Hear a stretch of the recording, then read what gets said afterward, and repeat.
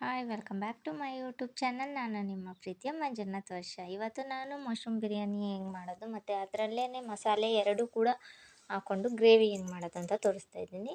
ಫಸ್ಟಿಗೆ ಸ್ವಲ್ಪ ಕೊತ್ತಂಬರಿ ಸೊಪ್ಪನ್ನ ಸೋಸಿ ಇಟ್ಕೊಂಡಿದ್ದೆ, ಆಮೇಲೆ ಸ್ವಲ್ಪ ಪುದೀನ ಸೊಪ್ಪನ್ನ ಸೋಸಿ ಇಟ್ಕೊಂಡಿದ್ವಿ, ಅದನ್ನು ಹಾಕ್ಕೊಂಡಿದ್ದೀನಿ. ನೆಕ್ಸ್ಟು ಚಕ್ಕೆ ಲವಂಗ ಕೂಡ ಹಾಕ್ಕೊಂಡಿದ್ದೀನಿ, ಒಂದು ಸ್ವಲ್ಪ ತೊಗೊಂಡ್ರೆ ಸಾಕು. ಮತ್ತು ಒಂದು ಇಂಚು ಶುಂಠಿ ತೊಗೊಂಡಿದ್ದೀನಿ, ಅದನ್ನು ಕೂಡ ಹಾಕ್ಕೊತಾ ಇದ್ದೀನಿ. ಮತ್ತು ಬೆಳ್ಳುಳ್ಳಿನೆಲ್ಲ ಸಿಪ್ಪೆ ತೆಗ್ದು 2 ಬೆಳ್ಳುಳ್ಳಿನ ಸೋಸಿ ಇಟ್ಕೊಂಡಿದ್ದೆ, ಅದನ್ನು ಕೂಡ ಹಾಕ್ಕೊಂಡಿದ್ದೀನಿ. ಮತ್ತು ಒಂದು ದೊಡ್ಡದು ಟೊಮೊಟೊನ ಕಟ್ ಮಾಡಿ ಇಟ್ಕೊಂಡಿದ್ದೆ, ಅದನ್ನು ಕೂಡ ಹಾಕ್ಕೊಂಡಿದ್ದೀನಿ. ಮತ್ತು 5-6 ಹಸಿಮೆಣ್ಸಿನ್ಕಾಯಿ ಹಾಕ್ಕೊಂಡಿದ್ದೀನಿ. ಮತ್ತು ಸ್ವಲ್ಪ ತೆಂಗಿನ ತುರಿನ ಹಾಕ್ಕೊಂಡಿದ್ದೀನಿ. ಅದನ್ನೆಲ್ಲ ಹಾಕಿ ಸ್ವಲ್ಪ ಗ್ರೈಂಡ್ ಮಾಡಿ ತರಬೇಕು. ಸ್ವಲ್ಪ ನುಣ್ಣಗಿದ್ರೇ ಚೆನ್ನಾಗಿರುತ್ತೆ. ಇದು 2 ಮಸಾಲೆಗೂ ಆಗುತ್ತೆ, ಅಂದರೆ ಬಿರಿಯಾನಿಗೂ ಕೂಡ ಆಗುತ್ತೆ ಮತ್ತು ಗ್ರೇವಿ ಬೇಕಿದ್ದರೆ ಗ್ರೇವಿನೂ ಮಾಡ್ಕೋಬೋದು. ಇವಾಗ ಒಂದು ಪಾತ್ರೆ ಇಟ್ಟಿದ್ದೀನಿ, ಅದಕ್ಕೆ ಕುಕ್ಕರ್ ಇಟ್ಟಿದ್ದೀನಿ, ಅದಕ್ಕೆ ಸ್ವಲ್ಪ ಎಣ್ಣೆ ಹಾಕ್ಕೊಂಡು ಪಲಾವ್ ಸಾಮಾನು ಹಾಕ್ಕೊತಾ ಇದ್ದೀನಿ. ಪಲಾವ್ ಎಲೆ ಮತ್ತು ಮರಾಠಿ ಮೊಗ್ಗು, ಆಮೇಲೆ ಜೀರಿಗೆ, ಆಮೇಲೆ ಸ್ವಲ್ಪ ಇದು ಇದು ಬರುತ್ತಲ್ಲ ಪೌಡ್ರ್, ಅದನ್ನು ಹಾಕ್ಕೊಂಡಿದ್ದೀನಿ. ಅದಷ್ಟನ್ನು ಹಾಕಿ ಕಲ್ಲುವ ಅಂತಾರಲ್ಲ, ಅದನ್ನು ಕೂಡ ಒಂದೆರಡು ಹಾಕ್ಕೊಂಡಿದ್ದೀನಿ. ಇದಿಷ್ಟು ಹಾಕಿ ಸ್ವಲ್ಪ ಪಲಾವ್ ಸಾಮಾನಿಂದು ಘಮ ಬರೋವರೆಗೆ ಬಿಡಬೇಕು. ಮತ್ತು ಸ್ವಲ್ಪ 1-2 ಈರುಳ್ಳಿನ ಕಟ್ ಮಾಡಿ ಇಟ್ಕೊಂಡಿದ್ದೆ ಉದ್ದುದಕ್ಕೆ, ಅದನ್ನು ಕೂಡ ಹಾಕ್ಕೊತಾ ಇದ್ದೀನಿ. ಈರುಳ್ಳಿ ಬ್ರೌನ್ ಆಗೋ ತನಕ ಚೆನ್ನಾಗಿ ಹುರಿಬೇಕು, ಹಾಗಾದ್ರೆ ಹಸಿ ವಾಸನೆ ಹೋಗೋ ತನಕ ಹುರಿದ್ರೆ ಬಿರಿಯಾನಿ ಚೆನ್ನಾಗಿರುತ್ತೆ. ನೋಡಿ, ಇವಾಗ ಈರುಳ್ಳಿ ಎಲ್ಲ ಹುರಿದಿದ್ದಾಯಿತು. ಇವಾಗ ಸ್ವಲ್ಪ ಅರ್ಧ ಕ್ಯಾಪ್ಸಿಕಮ್ಮು ಬಿರಿಯಾನಿಗೆ ಹಾಕ್ಕೊಂಡಿದ್ದೀನಿ, ಅರ್ಧ ಕ್ಯಾಪ್ಸಿಕಮ್ಮು ಗ್ರೇವಿಗೆ ಹಾಕ್ಕೊಂಡಿದ್ದೀನಿ, ಮಶ್ರೂಮ್ ಗ್ರೇವಿಗೆ ಮಡಿಕೊಂಡಿದ್ದೀನಿ. ಇವಾಗ ಅರ್ಧನ ಇದಕ್ಕೆ ಮಶ್ರೂಮ್ ಬಿರಿಯಾನಿಗೆ ಹಾಕ್ಕೊತಾ ಇದ್ದೀನಿ. ನೋಡಿ, ಅದನ್ನು ಕೂಡ ಎಣ್ಣೆಯಲ್ಲಿ ಚೆನ್ನಾಗಿ ಹುರ್ಕೋಬೇಕು. ಮತ್ತು ಒಂದೇ ಒಂದು ಟೊಮೊಟೊನ ಉದ್ದುದ್ದಕ್ಕೆ ಕಟ್ ಮಾಡಿ ಹಾಕ್ಕೊಂಡಿದ್ದೆ. ಸಣ್ಣ ಸಣ್ಣ ಕಟ್ ಮಾಡಿದ್ರೆ ಎಲ್ಲ ಇದಾಗ್ಬಿಡುತ್ತೆ ಅಂದ್ಬಿಟ್ಟು ಉದ್ದುದ್ದಕ್ಕಿದ್ರೆ ಚೆನ್ನಾಗಿರುತ್ತೆ, ತಿನ್ನೋದಕ್ಕೂ ಟೇಸ್ಟಿಯಾಗಿರುತ್ತೆ ಅಂತ ಹಾಕ್ಕೊಂಡಿದ್ದೆ. ಸ್ವಲ್ಪ ಪುದೀನ ಸೊಪ್ಪು ಮತ್ತು ಕೊತ್ತಂಬರಿ ಸೊಪ್ಪನ್ನ ಕಟ್ ಮಾಡಿ ಇಟ್ಕೊಂಡಿದ್ದೆ, ಅದನ್ನು ಕೂಡ ಹಾಕ್ಕೊಂಡಿದ್ದೀನಿ.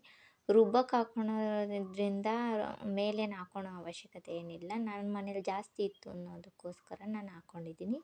ಬೇಕಿದ್ದರೆ ಹಾಕ್ಕೋಬೋದು, ಬೇಡ ಅಂದರೆ ಹಾಕ್ಕೊಳ್ಳೋದೇನು ಬೇಡ. ನೋಡಿ, ಇಷ್ಟಿತ್ತು, ಅದಕ್ಕೋಸ್ಕರ ನಾನು ಇನ್ನು ಹಣ್ಣಾಗ್ಬಿಡುತ್ತೆ ಅಂತ ಸ್ವಲ್ಪ ಹಾಕ್ಕೊಂಡಿದ್ದೀನಿ. ನೋಡಿ, ಇವೆಲ್ಲ ಒಂದಾಗೋ ಥರ ಚೆನ್ನಾಗಿ ಹುರ್ಕೋಬೇಕು. ನೋಡಿ, ಈ ಹಂತದಲ್ಲಿ ಚೆನ್ನಾಗಿ ಸ್ವಲ್ಪ ಎಣ್ಣೆ ಎಲ್ಲ ಬಿಟ್ಕೊಳ್ಳೋ ಥರ ಚೆನ್ನಾಗಿ ಹುರಿಬೇಕು. ನೆಕ್ಸ್ಟ್ ಇವಾಗ ರುಬ್ಬಿರೋಂತಹ ಮಸಾಲೆ ಏನಿದೆ ಅಲ್ಲ, ಅದರಲ್ಲೇ ಅರ್ಧ ಹಾಕ್ಕೊಂಡಿದ್ದೀನಿ, ಮುಕ್ಕಾಲು ಭಾಗ ಹಾಕ್ಕೊಂಡಿದ್ದೀನಿ. ನೋಡಿ, ಇನ್ನೊಂದು ಸ್ವಲ್ಪ ಹಾಗೆ ಇಟ್ಟಿದ್ದೆ, ಅದನ್ನು ಗ್ರೇವಿಗೆ ಹಾಕ್ಕೊಳ್ಳೋಣ ಅಂತ.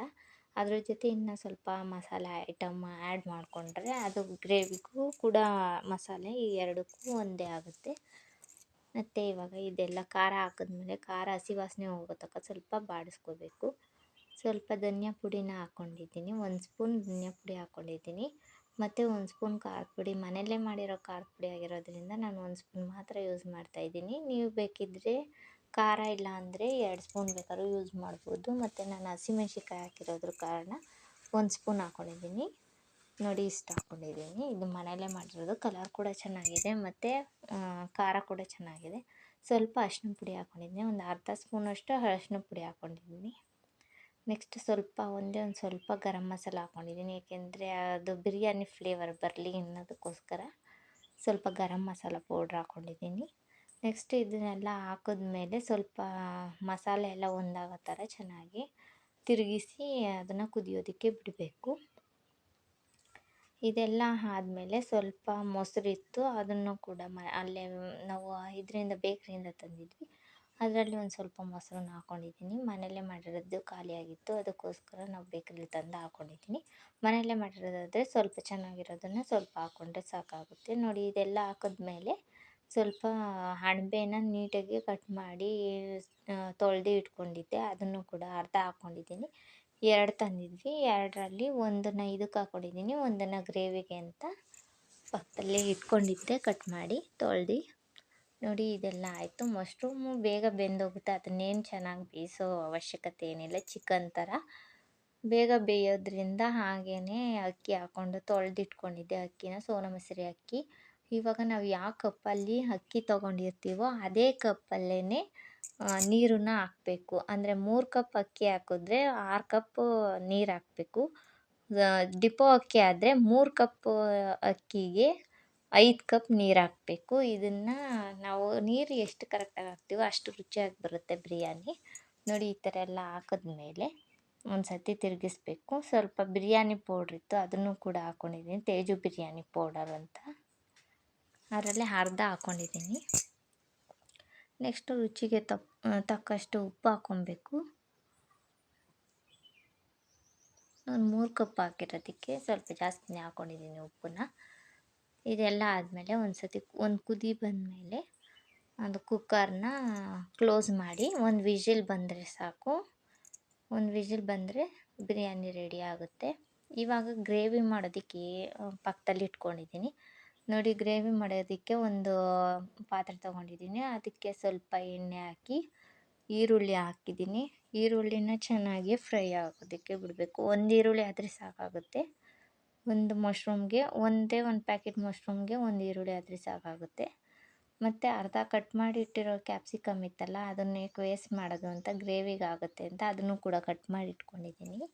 ನೋಡಿ, ಈರುಳ್ಳಿ ಚೆನ್ನಾಗೆಲ್ಲ ಹಾಕಿದ್ಮೇಲೆ ಎಣ್ಣೆಯಲ್ಲಿ ಫ್ರೈ ಮಾಡಬೇಕು ಒಂದು 10 ನಿಮಿಷ.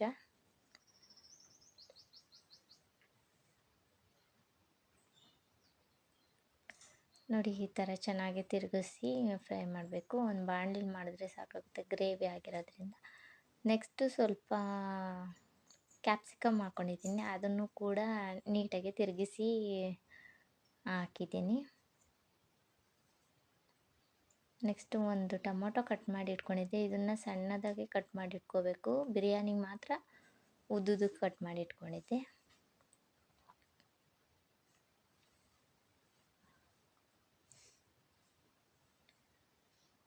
ನೋಡಿ, ಇದೆಲ್ಲ ಬೇಯೋ ಅಷ್ಟೊತ್ತಿಗೆ ಸ್ವಲ್ಪ ಮಶ್ರೂಮ್ನ ತೊಳೆದಿದ್ನಲ್ಲ ಅದನ್ನು ಕೂಡ ತೊಗೊಂಡು ಹಾಕ್ತಾಯಿದ್ದೀನಿ ಬಾಣಲಿ ಒಳಗಡೆ. ಅದು ಏನು ಜಾಸ್ತಿ ಹೊತ್ತು ಬೇಯೋ ಅವಶ್ಯಕತೆ ಏನಿಲ್ಲ. ನಾವೆಲ್ಲ ಮಸಾಲೆ ಆ್ಯಡ್ ಮಾಡಿದ್ರೆ ಅದರಲ್ಲೇ ಒಂದು 10 ನಿಮಿಷ ಬಿಟ್ಟರೆ ಬೇಗ ಬೇಯ್ದೋಗುತ್ತೆ. ನೋಡಿ, ಎಲ್ಲ ಹಾಕಿದ್ದೀನಿ. ಒಂದು 10 ನಿಮಿಷ ಹಿಂಗೆ ತಿರುಗಿಸಿದ್ರೆ ಅದೇ ಎಣ್ಣೆಯಲ್ಲಿ ಫ್ರೈ ಆಗಿರುತ್ತೆ.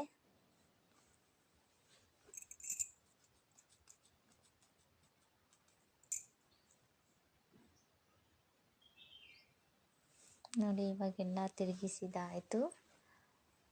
ನೆಕ್ಸ್ಟ್ ಇವಾಗ ಇದಕ್ಕೆ ಸ್ವಲ್ಪ ಮಸಾಲೆನ ಆ್ಯಡ್ ಮಾಡಬೇಕು. ಮಸಾಲೆ ಏನು ರುಬ್ಬಿದ್ವಲ್ಲ ಇದಕ್ಕೆ, ಅದರಲ್ಲಿ ಅರ್ಧ ಮಿಕ್ಕಿತ್ತಲ್ಲ, ಅದನ್ನೇ ಇದಕ್ಕೆ ಗ್ರೇವಿಗೆ ಅಂತ ಸ್ವಲ್ಪ ಎತ್ತಿಟ್ಟಿದ್ದೆ, ಅದನ್ನೇ ಆ್ಯಡ್ ಮಾಡ್ತೀನಿ ಇವಾಗ.